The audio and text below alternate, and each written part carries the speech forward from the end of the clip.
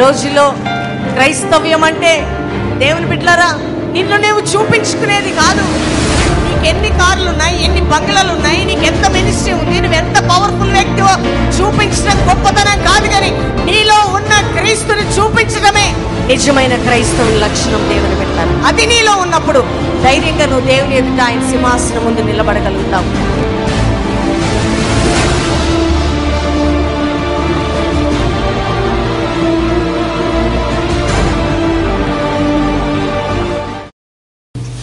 Mark సువార్త 2వ అధ్యాయం మొదటి 3 వచనాలు చదువుకుందాం. మార్కు సువార్త 2వ అధ్యాయం మొదటి 3 వచనాలు చదువుకుందాం. కొన్ని దినములైన పిమ్మట ఆయన మరలా కపెర్నహూములోనికి వచ్చెను. ఆయన ఇంట ఉన్నాడని వినవచ్చినప్పుడు అనేకులు కూడివచ్చిరి గనుక వాకిటనైనను వారికి స్థలము లేకపోయెను. ఆయన వారికి వాక్యము బోధించుచుండగా కొందరు పక్షవాయువు గల ఒక మనిషిని 4 చేత మోయించుకుని ఆయన యొద్దకు తీసుకొని వచ్చిరి. చాలా మంది కూడి ఉన్నందున వారు ఆయన యొద్దకు చేరలేక ఆయన ఉన్న చోటికి పైగా ఇంటి కప్పు విప్పి సందు చేసి పక్షవాయువు గల వానిని పరుపుతోనే దింపిరి. యేసు వారి విశ్వాసము చూచి, కుమారుడా, నీ పాపములు క్షమింపబడి ఉన్నవని పక్షవాయువు గల వానితో చెప్పెను. శాస్త్రులతో చాలు. ఈ రాత్రి దేవుని బిడ్డలారా మనము ఇంకా క్లియర్గా దేవుని యొక్క వాక్యాన్ని ధ్యానించుకోబోతున్నాం.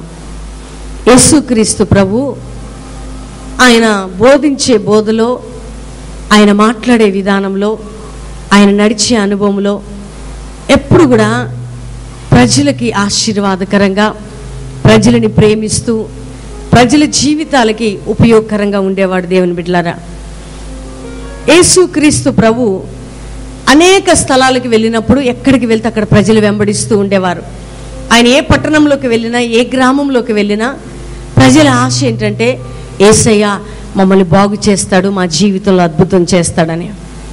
రోగగ్రస్తులు, వ్యాధిగ్రస్తులు, సమస్యలు ఉన్నవారు, ఇబ్బందులు ఉన్నవారు, ఇరుకుల్లో ఉన్నవారు యేసుక్రీస్తుని వెంబడిస్తూ ఉండేవారు. దేవుని బిడ్డలారా ఎందుకంటే యేసయ్య చేస్తున్న అద్భుతాలు, యేసయ్య చేస్తున్న కార్యాలని వారు చూసినప్పుడు నిజంగా యేసయ్య మాతో ఉంటే చాలు అనేటువంటి ఆలోచనతో ప్రభు ఎక్కడుంటే అక్కడికి పరిగెత్తుకుంటూ వచ్చేవారు. అయితే యేసుక్రీస్తు ప్రభు కొన్ని దినాలైన పిమ్మటట కపెర్నహూములో తన ఇంటికి వచ్చి ఉన్నాడంట. దేవుని బిడ్డలారా జాగ్రత్తగా ఈ మాటలు మనం వినబోతున్నాం. యేసుక్రీస్తు చాలా స్థలాలు తిరిగి తిరిగి తిరిగి పాపం ఎన్నో అద్భుతాలు, ఆశ్చర్య కార్యాలు చేస్తూ కొన్ని దినాలైన పిమ్మట కపెర్నహూములో తన ఇంటికి రావటం జరిగింది. దేవుని బిడ్డలారా ఆయన ఇంట ఉన్నాడని పాపం యేసయ్య కొద్ది నిమిషాలు రెస్ట్ తీసుకుందాం అనుకున్నా, కొన్ని దినాలు ఆయన ఫ్రీగా ఉందాం అనుకున్నా, ఆయన ఇంట ఉన్నాడని అనేక మంది ప్రజలు తెలుసుకొని ఆయన ఇంటికి వచ్చేసి కూర్చుంటే యేసుక్రీస్తు ప్రభు ఏం చేశాడంటే వారికి బోధిస్తూ ఉన్నాడంట. రియల్లీ దేవుని బిడ్డలారా ఈ రోజుల్లో నేను ఎందుకు ఈ మాట చెప్తున్నానంటే చాలా బిజీ షెడ్యూళ్లలో ప్రజలు వెళ్తూ ఉన్న దినాలు ఈ దినాలు. అపవాది ఏ విధంగా మోసం చేస్తుందంటే నీకు గిఫ్ట్స్ కావాలి, వరములు కావాలి, అభిషేకం కావాలి, నీ జీవితాల్లో ప్రార్థన ఉండాలి, ఇవన్నీ ఉండాలి, కానీ నువ్వు ప్రాముఖ్యంగా యేసయ్య జీవిత విధానం ఏంటో తెలుసుకొని బ్రతకటానికి సమర్పించుకునే ప్రజలు చాలా తక్కువ మంది. దేవుని బిడ్డలారా అసలు యేసుక్రీస్తు ప్రభు ఈ భూమి మీద బ్రతికినప్పుడు ఆయన ఎటువంటి ఆలోచనతో బ్రతికాడు, ప్రజల మధ్యలో ఏ విధంగా ఉన్నాడు, ఎలా ముందుకు వెళ్ళాడో, యేసయ్యలాగా నేను బ్రతకాలి అనేటువంటి ఆ ప్రార్థన, యేసుతో ఉండాలి అనేటువంటి ఆశ కలిగి బ్రతికేవారు కొద్దిమంది. యేసుక్రీస్తు నన్ను అభిషేకించి నన్ను ఈ విధంగా వాడుకోవాలి, ఆ విధంగా వాడుకోవాలని పరిగెత్తేవారు చాలా మంది. దేవుని బిడ్డలారా కానీ యేసుక్రీస్తు ప్రభు పాపుల మధ్యలోకి వెళ్ళినప్పుడు ఆయన ఏ విధంగా ఉన్నాడు, రోగుల మధ్యలోకి వెళ్ళినప్పుడు ఆయన ఏ విధంగా ఉన్నాడు, ఆయా పరిస్థితులు ప్రజల మధ్యలోకి వెళ్ళినప్పుడు ఎలా ఉన్నాడు, శాస్త్రుల మధ్యలోకి, పరిసయ్యుల మధ్యలోకి వెళ్ళినప్పుడు యేసయ్య ఏ విధంగా ఉన్నాడో ఆయన జీవిత విధానం గురించి మనం చదివినప్పుడు క్రీస్తులాగా నీవు నేను ఈ భూమి మీద మార్చబడినప్పుడే నిజమైన ఉజ్జీవం భూమి మీదకి వస్తుంది. దేవుని బిడ్డలారా ఎందుకంటే యేసయ్య అలసిపోయి ఆ యొక్క తిరిగి తిరిగి వచ్చిన ఆ స్థితిలో తన ఇంట ఉన్నాడని అనేక మంది యేసుక్రీస్తు దగ్గరకు వచ్చి ఆయన మాటలు వింటున్నారు. దేవుని బిడ్డలారా ఈ ప్రజలు రావడం చూసి యేసుక్రీస్తు ప్రభు ఇక వాక్యాన్ని బోధించడం ప్రారంభించి చెప్తూ ఉన్నాడు. కనీసం నిలబడ్డానికి కానీ కూర్చోవడం కానీ స్థలం లేదు. ఒక రోగిని కొంతమంది మోసుకొని వచ్చారు, నలుగురు వ్యక్తులు. ఆ రోగి ఎలా ఉన్నాడంటే కాళ్ళు చేతులు పడిపోయి పక్షవాతంతో ఉన్నాడు. అతనిని తీసుకొస్తే వాళ్ళ ఆశ ఏంటంటే తప్పకుండా యేసయ్య దగ్గరికి వెళ్తే యేసుక్రీస్తు ప్రభు స్వస్థపరుస్తాడని ఆశ. లోపలికి వెళ్దామంటే స్థలము లేదు, లోపలికి ఏదో ఒక విధంగా యేసు ప్రభుని రీచ్ అవుదామంటే ప్లేస్ లేని పరిస్థితి, వెళ్ళలేని పరిస్థితి. కానీ వారు ఆలోచిస్తున్నారు, ఏ విధంగా యేసయ్యని మేము రీచ్ కావాలి, మా జీవితంలో అద్భుతం జరగాలి. చూడండి, ఈ రోజుల్లో ప్రజలు ఎలా అయిపోతున్నారంటే రావాలి, విడుదల పొందాలి, వెళ్ళిపోవాలి. దేవుని సన్నిధిలో కొద్ది నిమిషాలు ఉందాం, దేవుని సన్నిధిలో కొద్దిసేపు వెయిట్ చేద్దాం, ఏదో ఒక విధంగా నేను దేవుని యొక్క అద్భుతాన్ని తీసుకోవటానికి, దేవుని యొక్క శక్తి కలిగిన కార్యాన్ని అనుభవించడానికి ఏ మార్గంలో నేను రీచ్ అవుతానని ఆలోచించే వివేకము, జ్ఞానము తక్కువైపోతుంది తప్ప వెళ్ళిపోవాలి, టైం అయిపోతుందని అనే ప్రజలు ఈ రోజుల్లో బిజీగా ప్రజలు పరిగెత్తుతున్నారు దేవుని బిడ్డలారా. కానీ ఇటువంటి రోగిని మోసుకొచ్చిన వీరి జీవితాల్లో ఎటువంటి విశ్వాసం ఉందంటే తప్పకుండా యేసు దగ్గర కానీ ఈ వ్యక్తిని తీసుకుని వెళ్తే ఈ కుమారుడు బాగుపడతాడనేటువంటి ఫెయిత్, నమ్మకం ఈ నలుగురిలో ఉంది దేవుని బిడ్డలారా. అందుకని వారు ఏం చేస్తున్నారంటే యేసుక్రీస్తు ఇంట్లో ఉన్నాడు, చాలా మంది ప్రజలు కూడుకొని ఆయన మాటలు వింటున్నారు. కానీ ఈ ప్రజల మధ్యలో నుంచి మేము యేసు యొద్దకు వెళ్ళలేము, కానీ ఏం చేయాలా అని ఆలోచిస్తూ ఉన్నారు. రియల్లీ మనం ఆలోచించినట్లయితే యేసుక్రీస్తు ప్రభు ఆయన ఇంట్లో కూర్చొని దేవుని యొక్క వర్తమానం చెప్తున్నప్పుడు, ఇప్పుడు చూడండి, ఇక్కడ ఏదైనా వర్తమానం అవుతుంటే, ప్రజలు ఏదైనా గడబిడ చేస్తుంటే ఇక్కడ ఉన్న వాలంటీర్స్ కానీ ఎవరైనా వెళ్ళి పరిగెత్తి స్టాప్ చేస్తుంటారు. చూడండి, వారిని ఏకంగా ఆ ఇంట్లో ఆ ఇంటి పైకప్పు విప్పటం ప్రారంభించారు ఈ నలుగురు. ఆ పైన కప్పు విప్పుతుంది, శబ్దం అవుతుండొచ్చు కదా. మీ ఇంటికి వచ్చి మీ ఇంటి కప్పు విప్పుతుంటే ఏమవుతుందండి? శబ్దం అవుతుంటుంది. ఎవరైనా ఊరుకుంటారా? ఇల్లు కప్పు విప్పుతున్నప్పుడు, ఇంటిని రిపేర్ చేస్తున్నప్పుడు, మీ ఇల్లు ఏదైనా శబ్దమయ్యి ఎవరైనా తీసేస్తున్నప్పుడు నువ్వెంత క్రైస్తవుడైనా పరిగెత్తుకొని బయటికి వెళ్ళి అంటావు, ఏ ఇల్లు ఎందుకు పాడు చేస్తున్నావని. లేకపోతే నీకుందున్న వ్యక్తులైనా వెళ్ళి మాట్లాడుతుంటారు. ఎందుకంటే యేసయ్యలో ఉన్న లక్షణాన్ని నేను చెప్పాలని ఆశపడుతున్నాను దేవుని బిడ్డలారా. అద్భుతాలు, ఆశ్చర్యకార్యాలు ఇవన్నీ జరుగుతాయి. ఎప్పుడు జరుగుతాయి అంటే మనం క్రీస్తు వలె మార్చబడినప్పుడు. మనం నిలబడితే తప్పకుండా దేవుడు అద్భుతాలు చేస్తాడు దేవుని బిడ్డలారా. ఆయన యేసుక్రీస్తు ప్రభు అవి చూస్తూ ఉన్నాడు, ఆ శబ్దాలు అవుతుంటాయి. ఆ ఇంటి కప్పుని విప్పి ఏం చేస్తున్నారంటే ఒక పక్షవాతం కలిగిన వ్యక్తిని ఈ నలుగురు కూడా లోపలికి దించుతూ ఉన్నారు. ఎంత అద్భుతమైన కార్యం అండి. చూడండి, నలుగురు వీళ్ళ ధైర్యం ఏంటంటే యేసు ప్రభు ఇల్లు కప్పిపితే ఊరుకుంటాడా? పోనీ యేసు ప్రభు శిష్యులు ఊరుకుంటారా? ఏమైనా ఇట్లా వెళ్తే కష్టమేమో అని ఆలోచించట్లేదు. కానీ వారి విశ్వాసం ఒకటే, ఏమైనా యేసు ఈ కుమారుణ్ణి స్వస్థపరచాలి అనేటువంటి పట్టుదల దేవుని బిడ్డలారా. రియల్లీ నీలో ఒక విశ్వాసి అయిన నీకు పట్టుదల ఉండి, నమ్మకం ఉండి, విశ్వాసం ఉండి నువ్వు దేవుని యొద్దకు వస్తే, దేవుని యొద్దకు వచ్చేవాడు ఆయన ఉన్నాడని, తనని వెతుకు వారికి ఫలము దయచేయగల దేవుడని నువ్వు నమ్మితే ఇన్ని సంవత్సరాలు జరగని అద్భుతం తప్పకుండా యేసయ్య నీ జీవితంలో చేస్తాడు సహోదరి, సహోదరుడా. కానీ విశ్వాసం లేకుండా దేవుని యొద్దకు వచ్చి నువ్వు ఎంత ప్రయత్నించి ఎన్నిసార్లు నిలబడి ప్రజలు ఎక్కువ ఉన్నారు కదా, నేను వెళ్ళిపోవాలి, అక్కడికి వెళ్తే టైం ఎక్కువైపోతుందనే ఆలోచన నీకుంటే దేవుడు నీ జీవితంలో అద్భుతం చేయడు. దేవుని యొద్దకు వచ్చినప్పుడు ఒక దేవుని రీచ్ కావాలి అంటే అన్ని ఆటంకాల, అభ్యంతరాలు వస్తాయి దేవుని బిడ్డలారా. ఆటంకాల మధ్యలో, అభ్యంతరాల మధ్యలో చూడండి వీళ్ళు చేసిన ధైర్యం ఎంత ధైర్యం అంటే యేసు ప్రభు ఇంటి కప్పును విప్పటానికే వీళ్ళకి ధైర్యం వచ్చేసింది. ఎంత ఆలోచించిన భాగం చదువుతున్నప్పుడు భయం అనిపిస్తుంది. చూడండి, అక్కడ చూస్తే ప్రజలు ఎక్కువ ఉన్నారు, వాళ్ళు తీసి ఒకవేళ ఇల్లుని పాడు చేస్తే ఊరుకుంటారండి అక్కడ ఉన్న వారందరూ? మేమందరం మనుషులం కదా, ఇంత మంచి ఇంటిని విప్పుతున్నామని వచ్చి నలుగురిని కొట్టరా? వాళ్ళు దేనికైనా సిద్ధపడున్నారు దేవుని బిడ్డలారా. యేసు దగ్గరికి నువ్వు వచ్చినప్పుడు దేనికైనా సిద్ధపడి ఉన్నప్పుడే దేవుడు నీ జీవితంలో అద్భుతాన్ని చేస్తాడు. ఒకవేళ యేసు క్రీస్తుని వెంబడిస్తున్న నీ జీవితంలో సంపూర్ణంగా నువ్వు ఆయన రీచ్ కావాలంటే ఇలాంటి ఆటంకాలు వస్తాయి, భయాలు వస్తాయి, ఆందోళన వస్తాయి, వ్యతిరేకతలు వస్తాయి, పోరాటాలు వస్తాయి. అయినప్పటికీ ధైర్యం చేసి నీతిమంతులు సింహం వల్లే ధైర్యంగా ఉంటారని ఎప్పుడైతే నువ్వు అడుగు పెడతావో అప్పుడే పరిశుద్ధాత్మదేవుడు నిన్ను వాడుకుంటాడు దేవుని బిడ్డ. చూడండి, యేసయ్య మనసు ఎంత మంచి మనసు. కప్పు విప్పి దించుతున్నారు. కరెక్ట్ గా వాళ్ళ పొజిషన్ ఎట్లుందంటే వాళ్ళు చూడండి గీత గీసుకున్నారు. టెర్రరిస్టులు కానీ ఒక దగ్గర ఎక్కడైనా పేల్చాలంటే రైట్ ప్లేస్ చూసుకుంటారు. వీళ్ళు రైట్ ప్లేస్ చూసుకున్నారండి. ఎట్లా అంటే యేసు ప్రభు ఎక్కడ కూర్చున్నాడో అక్కడ దించుతున్నారు డైరెక్ట్. యేసయ్యలాగా బ్రతకడం అది చాలా కష్టం, నేను మీకు చెప్తున్నాను. కానీ అది అట్లా బ్రతకడం చాలా సులభం. ఎందుకంటే యేసయ్య మనతో ఉంటే మనం బ్రతకగలుగుతాం అట్లా. ఎందుకంటే నష్టం కలగొచ్చు, నాశనం కావచ్చు. చూడండి, యేసు ప్రభు చూసి ఎంత మంచిగా మాట్లాడుతున్నాడు. ముందు ఇప్పిన ఇంటి కప్పు వైపు చూడట్లే ఆయన. రెండవదిగా అయ్యో నా ఇల్లు పాడైపోయిందే అని చూడట్లే. ఒకవేళ అదంతా విప్పేశారు, అది బాగు చేయడానికి ఎంత టైం పట్టిద్దో, ఒకవేళ దాన్ని మళ్ళీ క్లోజ్ చేయడానికి ఎంత సమయం పట్టిద్దో, అయ్యో ఏం చేయాలని ఆలోచించట్లా. విప్పితే విప్పారు. ఏం చేస్తున్నాడంటే యేసుక్రీస్తు ఉన్న ప్లేస్కే కరెక్ట్గా ఈ పక్షవాయువు కలిగిన వారిని దించాడండి, అంతే. అప్పుడు యేసు ప్రభు చూసి, బాబు మిమ్మల్ని ఎవరైనా పంపితే వస్తాడు కదా లోపలికి, రావచ్చు కదా, అట్లా ఇంటి కప్పు విప్పాలా అని అంటలేదు యేసయ్య.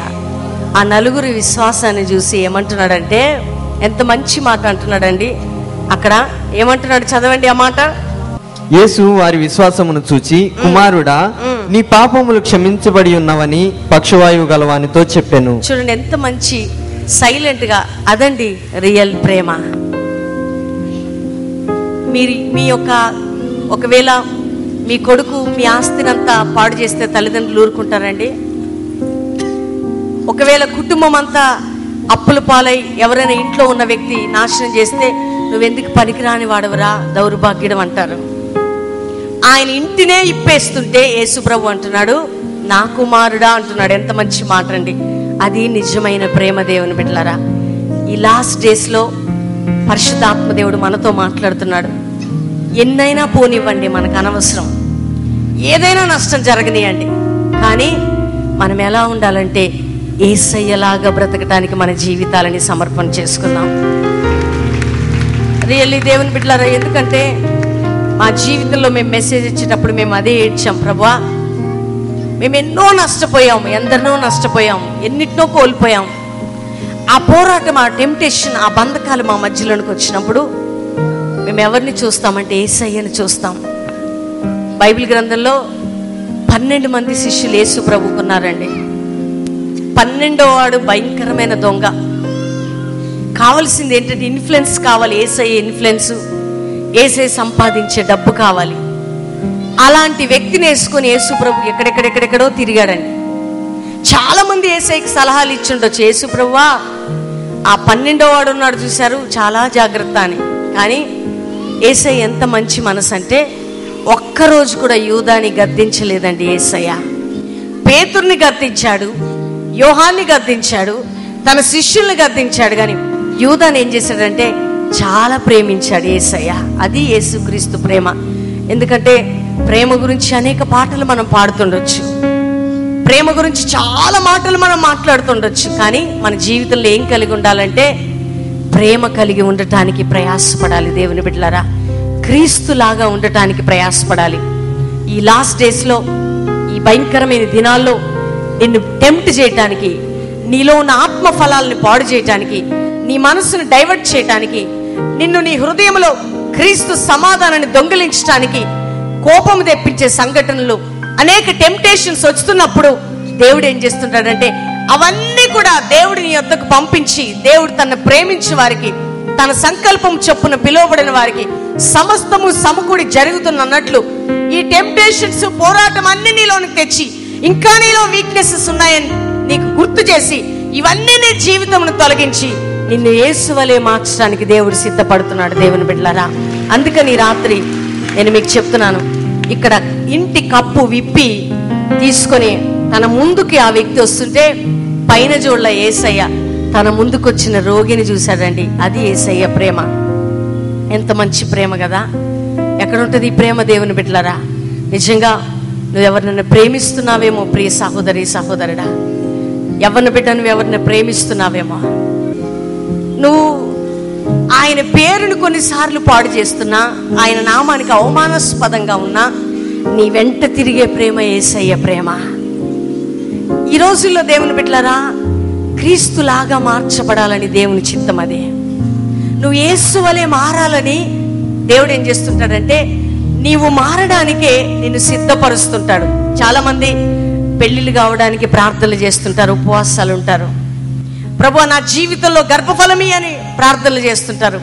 నా కుటుంబంలో ఉన్న శోధన తొలగిమో అని ప్రార్థన చేస్తుంటారు. కానీ నువ్వు ఎప్పుడైనా యేసయ్యలాగా మారాలని ఉపవాసం ఉండి ప్రార్థన చేస్తే నువ్వు ఎలా మారిపోతావంటే క్రీస్తులాగా మారిపోతావు.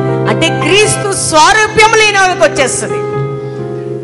నీలో పనిచేస్తున్న కోపం, నీలో పనిచేస్తున్న అసూయ, నీలో పనిచేస్తున్న ద్వేషం, నీలో పనిచేస్తున్న కపటం, నీలో పనిచేస్తున్న శరీర కార్యాలు నువ్వు ప్రార్థనలో ఉపవాసంలో ఉన్నప్పుడు చనిపోయి దేవుడు ఏం చేస్తాడంటే నిన్ను క్రీస్తు వలె మారుస్తాడు. ఎందుకంటే నువ్వు యేసుతో సహవాసం చేస్తున్నావు కాబట్టి. చూడండి, యేసయ్య ఆ ఇంటి కప్పు నుంచి దించిన వ్యక్తితో నా కుమారుడా అని మాట్లాడుతుంటే చుట్టూ ఉన్నవారు షాక్ అయి చూస్తున్నారు. ఎందుకంటే ఆ ఇల్లుని పాడు చేసి ఇంటి మీద నుంచి దించుతున్న వ్యక్తిని చూసి నా కుమారుడా నీ పాపములు క్షమించబడి ఉన్నవి, నువ్వు లేచి పరిగెత్తమంటున్నాడు యేసయ్య. అంటే పాడైన తన ఇంటిని చూడట్లేదు, కానీ పాడ మీద ఉండి దేవుడు ఆయన లేపాలని యేసయ్య ఆలోచిస్తున్నాడు. దేవుని బిడ్డ, అది నిజమైన ప్రేమ, యేసయ్య ప్రేమ.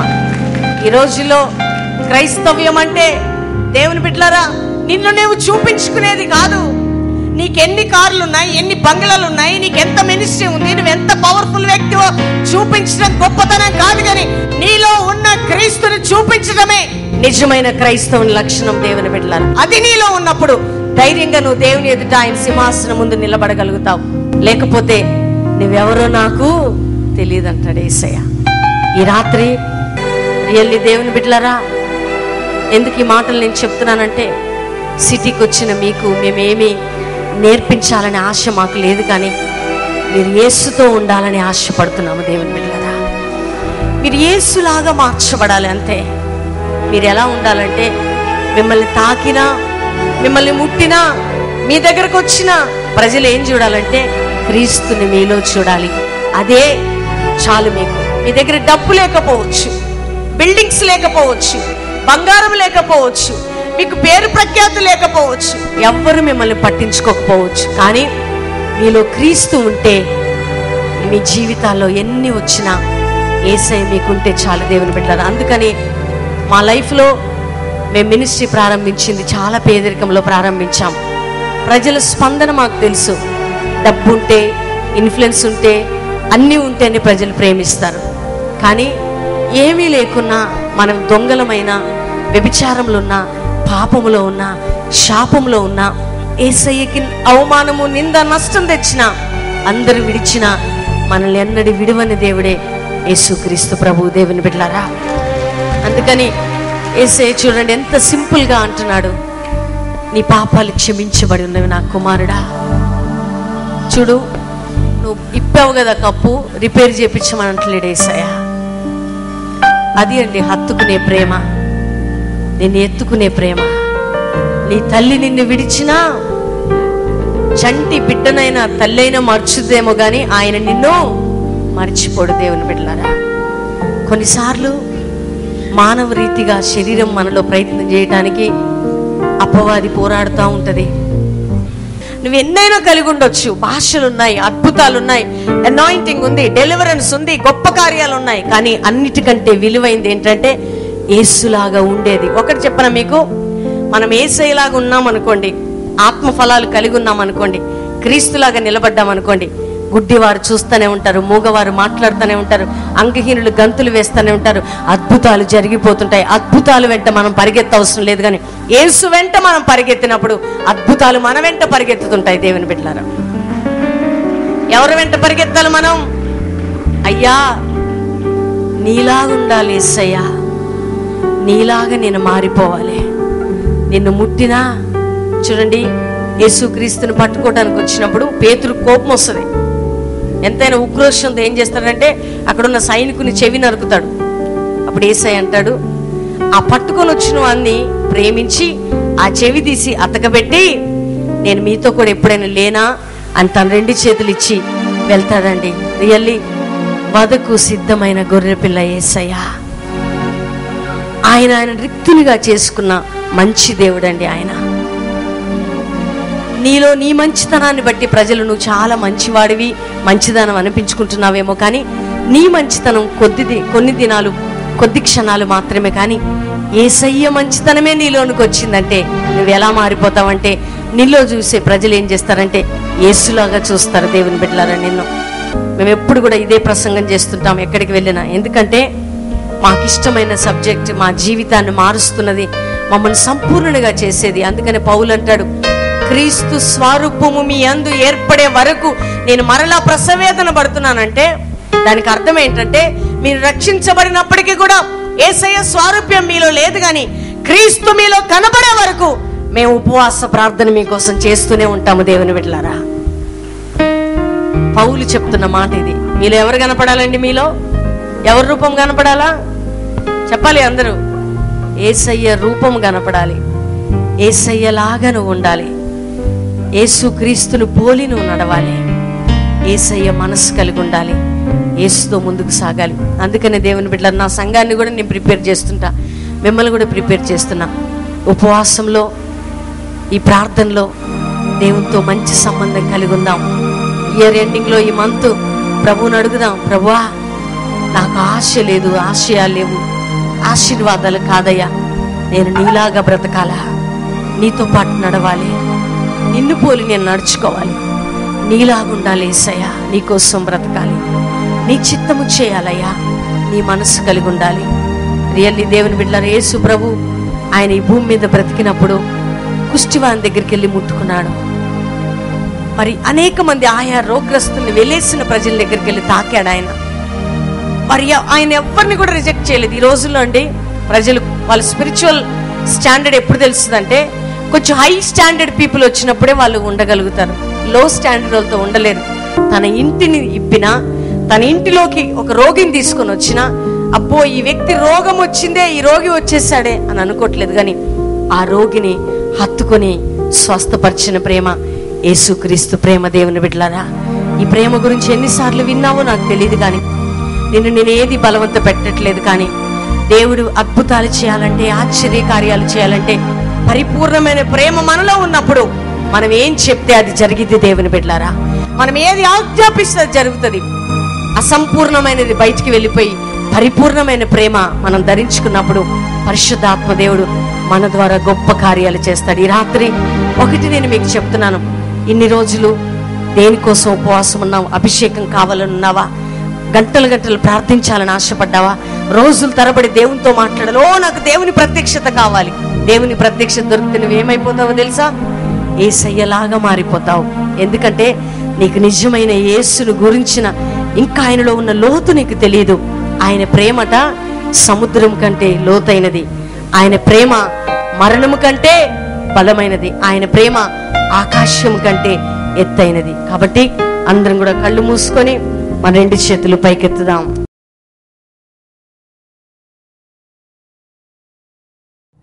యేసుక్రీస్తు ప్రభువా, నీవు లోక రక్షకుడవని నేను నమ్ముచున్నాను. కల్వరి శిలువలో రక్తం కార్చినావని నేను నమ్ముచున్నాను. నీ రక్తం ద్వారా నా పాపాలు, సర్వమానవాళి పాపాలు కడగబడ్డాయని నేను నమ్ముచున్నాను. నీవు చనిపోయి పాతి పెట్టబడి మూడవ దినమున మరణమును జయించి లేచినావని, పరలోక రాజ్యం ఆరోహణమైనావని, మరలా రాబోతున్నావని నేను నమ్ముచున్నాను. తండ్రి, నేను తెలిసి తెలవక చేసిన ప్రతి పాపములను దయతో క్షమించి నన్ను నీ బిడ్డగా స్వీకరించుము. నా హృదయంలోకి రమ్ము, నాకు దేవుడిగా ఉండుము. యేసుక్రీస్తు నామములో నా పాపాలని క్షమించినందుకు వందనాలు. యేసుక్రీస్తు నామములో అడిగి వేడుకొంచున్నాము తండ్రి. Amen, amen, amen. From the highest of heights to the depths of the sea, creation's revealing your majesty. From the colors of fall to the fragrance of spring. మా మమ్మీకి ఒంటిపైన గడ్డలు వస్తున్నాయండి. 2 years అవుతుంది. 2 years దాటిపోయింది. అసలు ఎన్ని మందులు వాడినా కూడా తనకి తగ్గట్లేదు. హాస్పిటల్లో చూపిస్తే ఏ టెస్టులు చేయించినా నార్మల్గా ఉంటున్నాయి కానీ తగ్గట్లేదు. ఇక్కడ నుంచి ప్రేరాలు తీసుకెళ్ళి తను 3 months నుంచి ప్రేరాలు తాగుతూ ఉంది. అప్పటి నుంచి పూర్తిగా గడ్డలు పోయినాయి అండి. నా రైట్ చెవులో వచ్చేసి గడ్డ అయింది. చెవు సరిగ్గా వినబడలేదు, చాలా నొప్పిగా ఉండే. కానీ ఈరోజు లైవ్ ద్వారా డాడీ ప్రేయర్ చేసినప్పుడు గడ్డ కరిగిపోయింది. ఇప్పుడు చెవు క్లియర్గా వినిపిస్తుంది, ఎలాంటి పెయిన్ లేదు. చిన్న సాక్ష్యం దేవుని దించింది కాక. నాకు రిబ్స్లో ఇక్కడ పెయిన్ ఉండే, బోన్ విరిగిపోయినంత పెయిన్ ఉండే. కానీ అది ఆంటీ ప్రార్థించినప్పుడు అది ప్రార్థన చేసుకొని ఇక్కడ ఇంటికి వెళ్ళాక 2-3 daysలో అది తగ్గిపోయింది. అలాగే నాకు ఇక్కడ చేయికి చాలా పెద్ద గడ్డ ఉండే, అది 3rd week ఇక్కడ ఆయిల్ అనెటిక్ చేసుకొని ఇంటికి వెళ్ళాక అది కూడా 2-3 daysలో హీల్ అయిపోయింది. దేవుడి నామం మాకు కలుగు కాక. అదే రీతిగా మా జీవితంలో దేవుడు చేసిన అద్భుతం ఏమిటంటే 2.5 సంవత్సరాల నుంచి మాకు పెళ్ళి అయింది, కానీ పిల్లలు లేకుండే. మేము ప్రార్థన చేసినాము, టెస్టులు కూడా చేయించుకున్నాము. కానీ రిపోర్ట్స్ తీసుకుపోకముందే ప్రవీణ ప్రార్థన చేసి ప్రేరాయలు తీసుకుపో, నీకు అద్భుతమైన కుమారుణ్ణి ఇస్తాడని చెప్పాడు. అదే రీతిగా దేవుడు మాకు గర్భఫలం అనుగ్రహించాడు. దేవుని నామానికి స్తుతి కలుగును గాక. మా సడకుడు ఇక్కడ తీసుకొచ్చాడు. నాకు ఈ దేవుడు అంటే నాకు ఏమో తెలియదు. అన్న నీకు షుగర్ ఉంది కదా, నీకు అన్నీ తక్కువైతే నువ్వు ఇక్కడ రామని చెప్తే నేను వచ్చాను. వచ్చిన తర్వాత నాకు షుగర్ టేస్ట్ చూపించుకున్నాను. నేను చాలా ఇంతకుముందుకు తాగేవాడిని. అది ఇక్కడికి వచ్చిన తర్వాత మా సడకుడు తీసుకొచ్చిన తర్వాత మొత్తం తాగుడు మానేసినాను. నేను మళ్ళీ గొప్ప సాక్ష్యంతో నా భార్య పిల్లలతో రావాలని కోరుచున్నాను, ఆ దేవుని మహిమతోని. షుగర్ వ్యాధి నుంచి దేవుడు స్వస్థపరిచి ఆ రిపోర్ట్స్ అన్నిటినీ నార్మల్ చేసిన రిపోర్ట్ ఇది, డాక్టర్స్ ఇచ్చిన రిపోర్ట్.